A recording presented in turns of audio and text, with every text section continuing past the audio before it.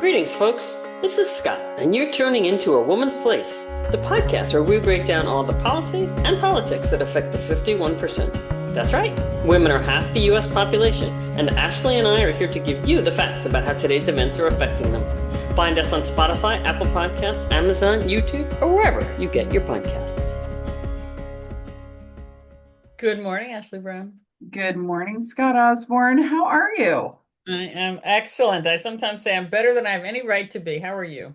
It is, so we're now on Friday doing a little taping. And it's been a long week. And do you remember when you were younger and Friday afternoon, you would be like, yes, we are going out. And now I'm like, oh my God, Friday afternoon.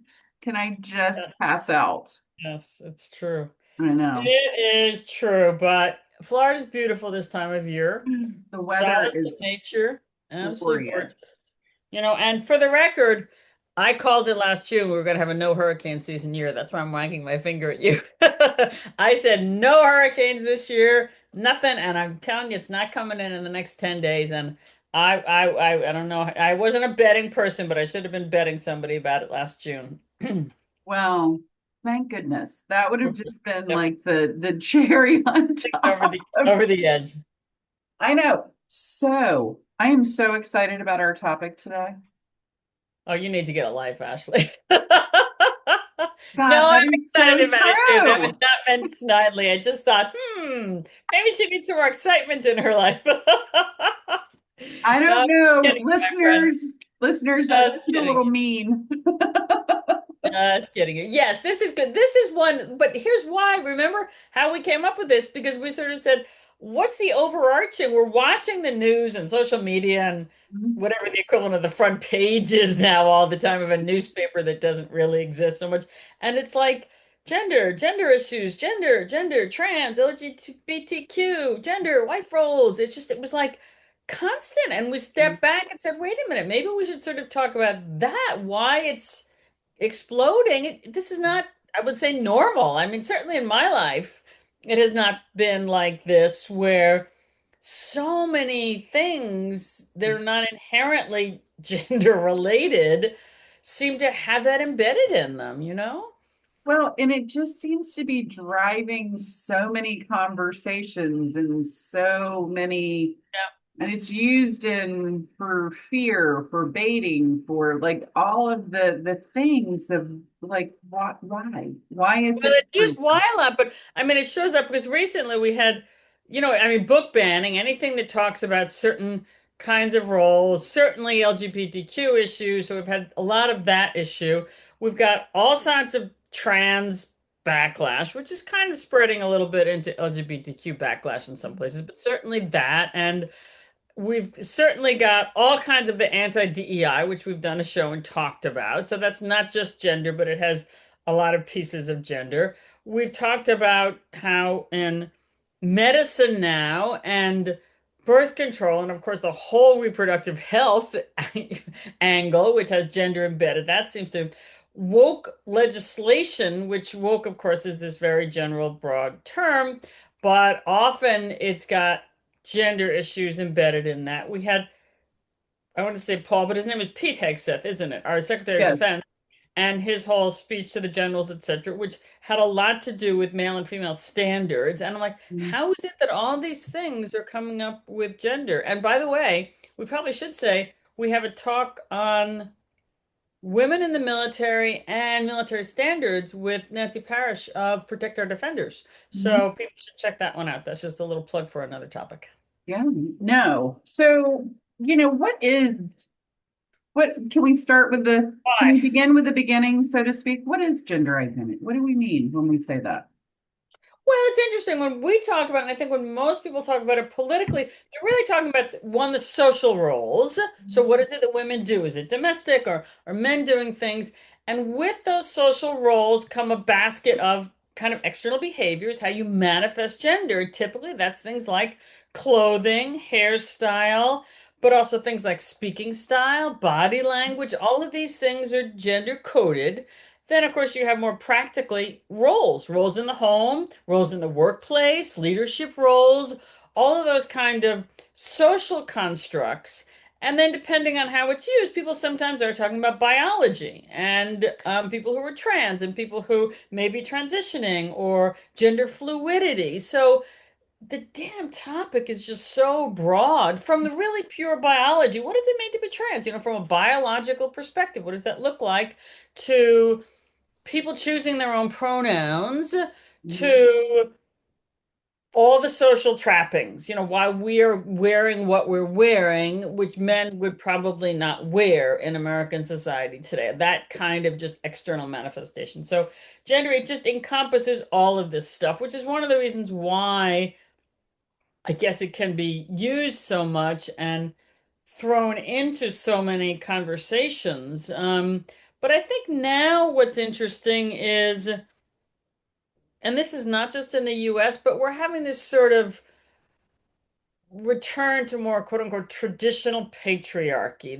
That's up a lot in our politics. It comes up in our culture. We're definitely seeing what you might call a backlash against a more progressive view of gender. And from the historical perspective, which, as you know, I love, this Mhm. is really the last 50 years, so much of this liberalization of gender identity and gender roles, really since the 70s, 60s. That's a very short period of time in the specter of human history where patriarchy is, of course, the norm and very clearly defined for much of human history, very clearly defined roles for genders, we think. So I what love we're the way you get those little, we think. Well, obviously, in early human history, we don't really know. And there were some Right. eras. If you want to take a deep dive, this is something I find fascinating that when our societies were much more agrarian, Hmm. but there was an understanding that there was actually many people thought a different kind of division of labor. I mean, men and women were often very deeply invested jointly in sort of the family farm enterprise. Children would be involved. Yes, Hmm. the woman might do the baking maybe, but it was very much more of a shared enterprise in many societies. And it's really with industrialization and urbanization that you started to see this someone is leaving the home to this very defined employment, becomes the quote unquote breadwinner, and someone else just does domestic work. It Hmm. really heightened that division, if you will. So it depends how people live. And these are generalizations, but obviously the backlash that we're seeing now is not just in the domestic sphere, but also in the political sphere.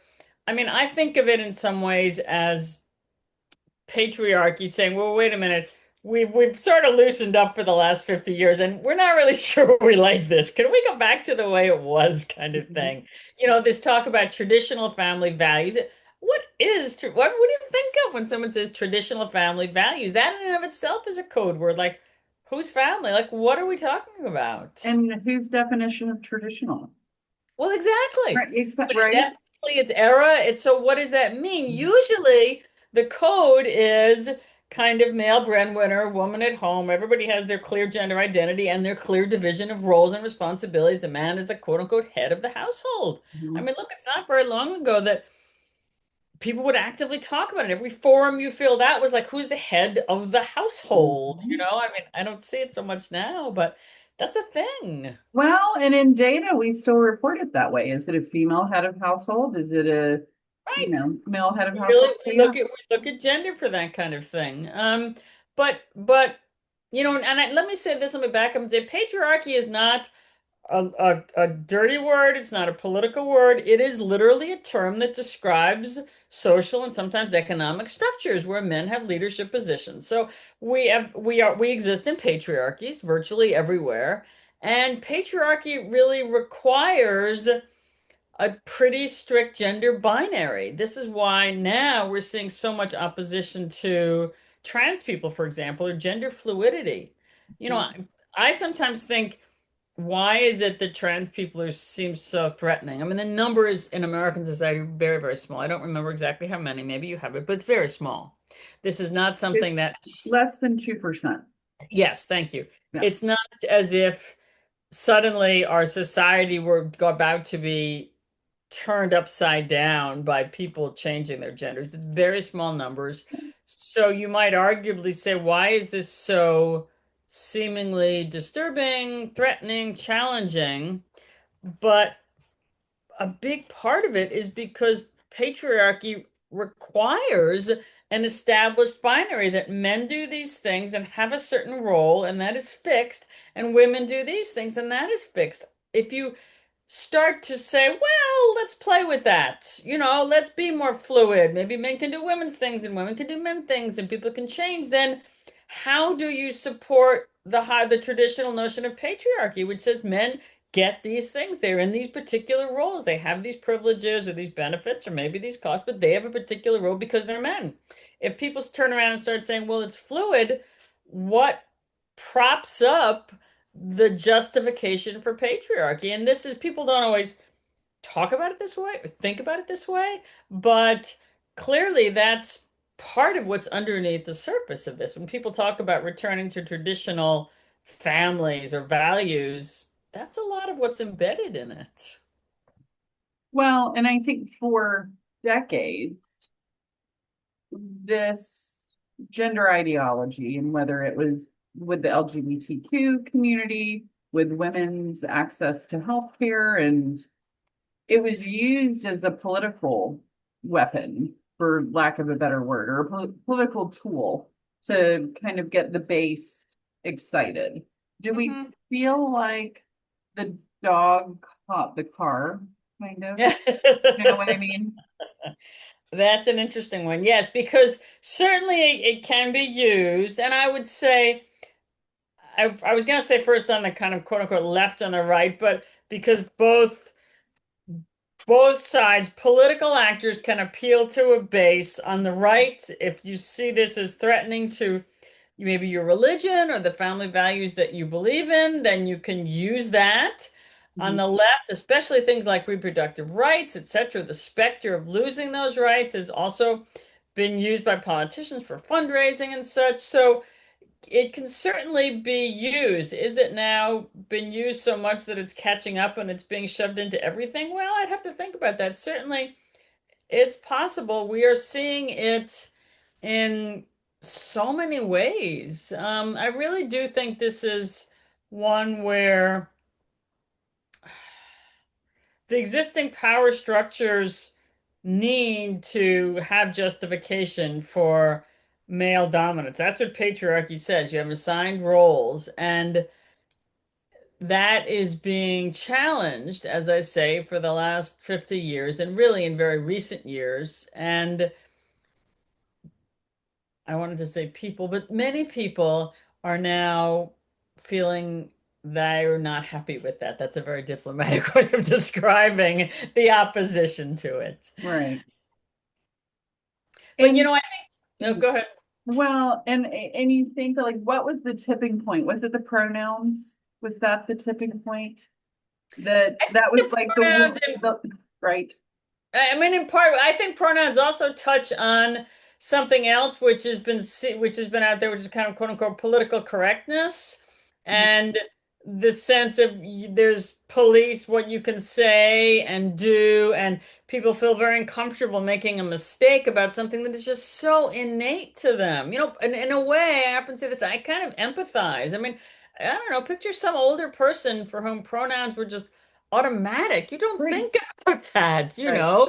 You can visually identify because the way someone dresses or looks, male or female pronouns, expectations about what you talk about and what you ask, all that flows from it automatically. And if you start saying, well, no, actually, we need to now, let's just say, ask someone's pronouns, that is just very, very disrupting to the way people have lived their lives. Again, I'm not trying to excuse rude behavior or being disrespectful to someone who wants their pronouns respected, Mhm. but think about what a change that is for people in the way they think and the way they act and the way they talk. Yeah, and because it does touch on other strands of so-called political correctness where there was a sense that maybe some things went further than much of our population could handle in kind of trying to set cultural norms for how we act. I think there was some of that.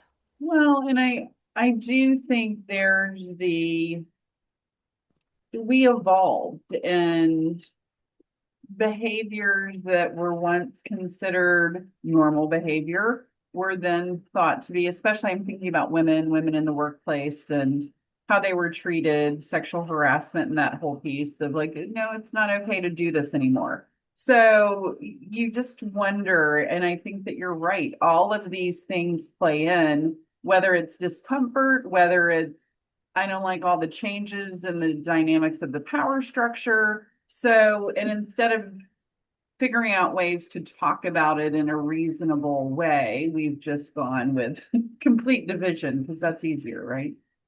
Right, we've gone with complete division, and I think we're forgetting some of our fundamental freedoms, if you will, to Mhm. let people live their personal private lives the way they want. I think one of the reasons that the gay marriage push in the, what was it, 90s? I've lost track, was so successful is because they said we want marriage like heterosexual couples, and that was a very appealing push in a way, and it was private life. And why don't we just let people live their private lives in any way we want? Why does it have to disrupt us? As I mentioned, the trans community is very small in terms of the population.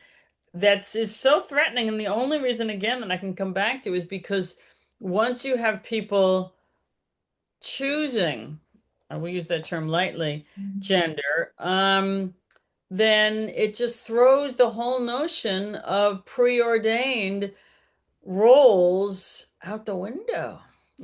I mean, I think there's that sort of politically, on a social personal level, one anecdote, I have a friend that who has a trans son and they struggled. So this is an older couple. They were supportive but struggling. And when we really talked a little bit about it, it was some very human social coding they hadn't even realized they were embedding. So, for example, they used to talk about, I'm going to make this up, but it Right. was an example of these kind of things that they enjoyed, pancakes in the morning and watching football and doing a certain group of things together. Mhm. And once this individual really decided to live their true gender, the parents didn't know how to respond. It's like, what do we talk about? What do we say? And I said, well, wait a minute. If you used to talk about pancakes and watching football, why do you think you now have to code switch and not talk about how you like your pancakes and your football? It's the Right. same person. It's the same Same person. person. But because we are all gender socialized, that these are the kinds of things we talk about and how we talk about them with women. And these are the kinds of things and the way we talk about them with men that it required them to cross their wires, as opposed to treating this is a human first. And if we want to talk about blueberry pancakes, we'll talk about blueberry pancakes, or the Steelers and the Bucks. And as opposed to a gender first, but we tend to Right. see gender first, and that instantly codes, as I've said, how we talk, how we behave, how we orient everything.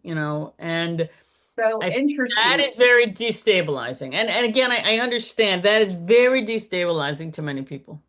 Well, and it feels like, and this is going to be completely oversimplified. Be prepared. Be prepared for oversimplification.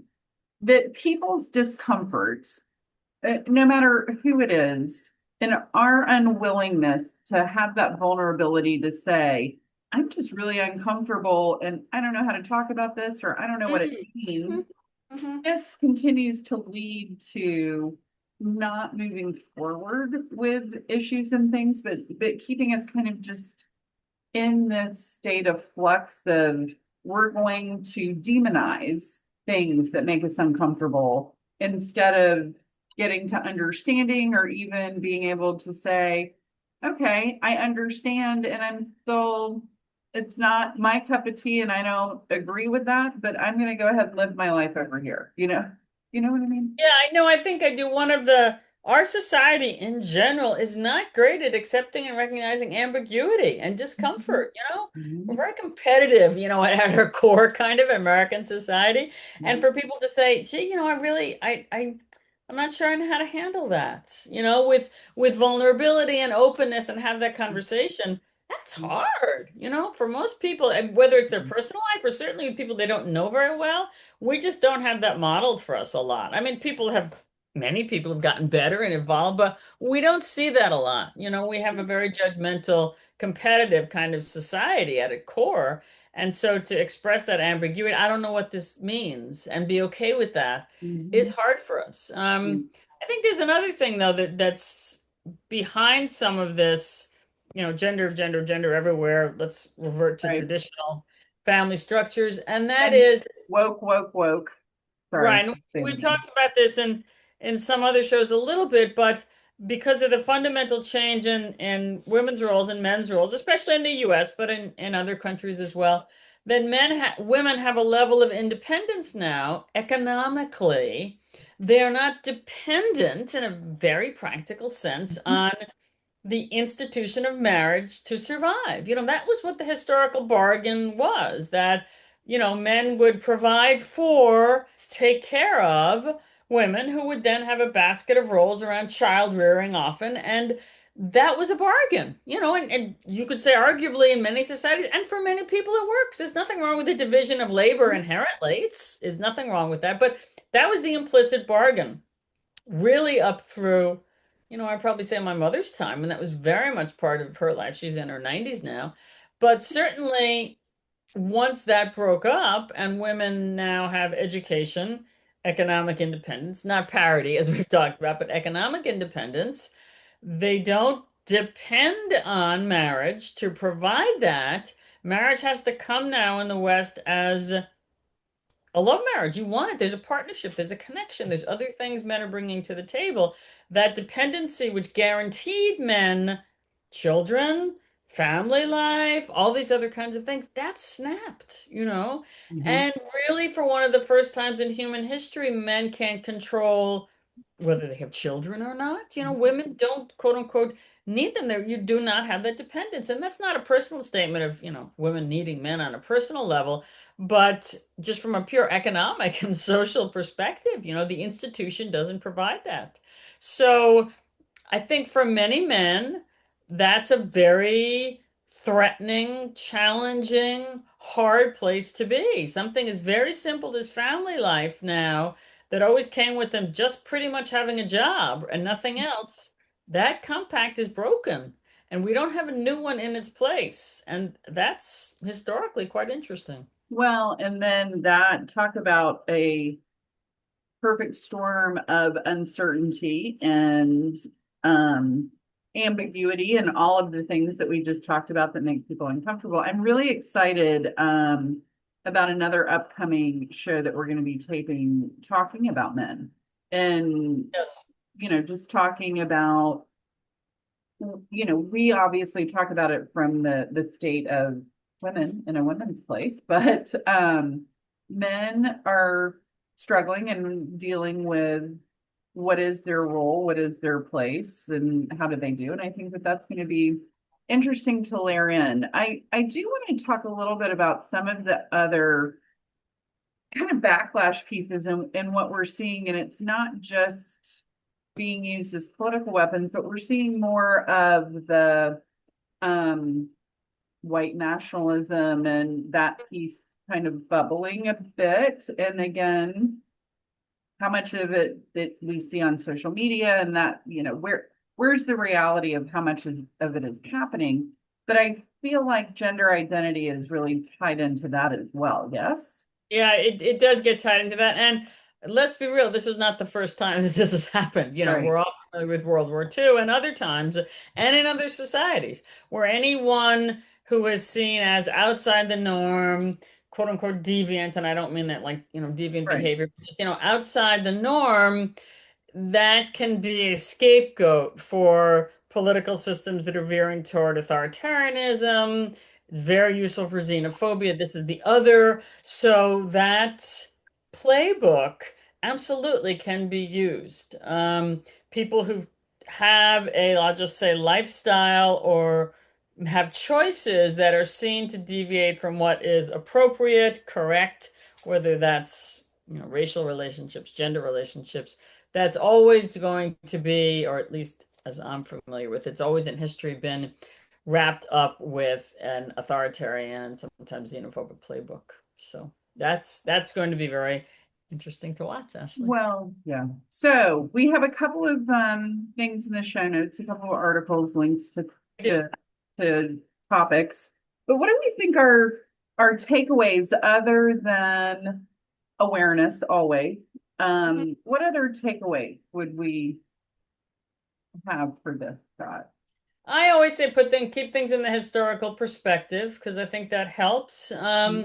These are some of these things are age old, but we definitely have new vehemence and spread. So I think really enhanced understanding of how we all have social constructs about gender, and how many of those serve us. Which ones would be helpful for us to say, it doesn't matter what someone dresses like or something like that. Which of these social constructs really serve us and which don't. Just don't automatically fall into the age-old social playbook that we've been given, but to be a little more mindful about it. Right.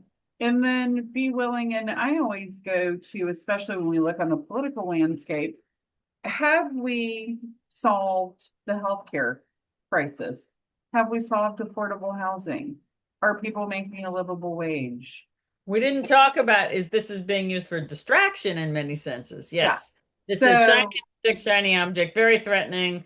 Worry over here about, girls' sports and as a trans person swimming as opposed to some other things. Yes, that's true. right. We'll So come to once we've that. solved all those things, then maybe. So that's just, I always kind of try to push back to that. Well, Good point. Thank you, as Ashley. thank Until you, next time. Scott. As Okay. always, As interesting, always. interesting conversation. I appreciate you. Thank you. You likewise. Take care.